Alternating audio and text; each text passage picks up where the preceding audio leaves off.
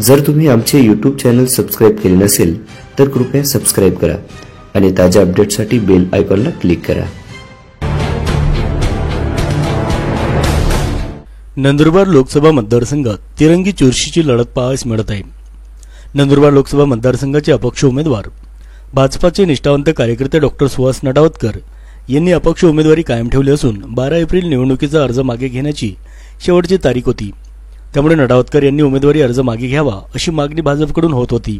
परंतु अनेक वर्षापासून आदिवासी मतदारसंघात राहून भाजपासाठी अहोरात्र काम करणारे पक्षाचे निष्ठावंत कार्यकर्ते म्हणून प्रसिद्धीस आलेले डॉक्टर नटावतकर यांना उमेदवारी न देता पुन्हा हिना गावित यांनाच उमेदवारी देण्यात आली। एकीकडे हिना गावित यांच्या संदर्भातील नंदुरबार लोकसभा मतदारसंघात किती मोर्चे व आंदोलने झाली अशी परिस्थिती असताना देखील पुन्हा हिना गावित यांना उमेदवारी देण्यात आली। त्याच्यामुळे भाजप कार्यकर्ते देखील नाराज आहेत। नटावतकर यांनी अनेक वर्षापासून पक्षासाठी पक्षवाढीसाठी प्रयत्न केले आहेत, पण आयात झालेल्या उमेदवारांना उमेदवारी का देण्यात आली हा देखील एक संशोधनाचा भाग आहे।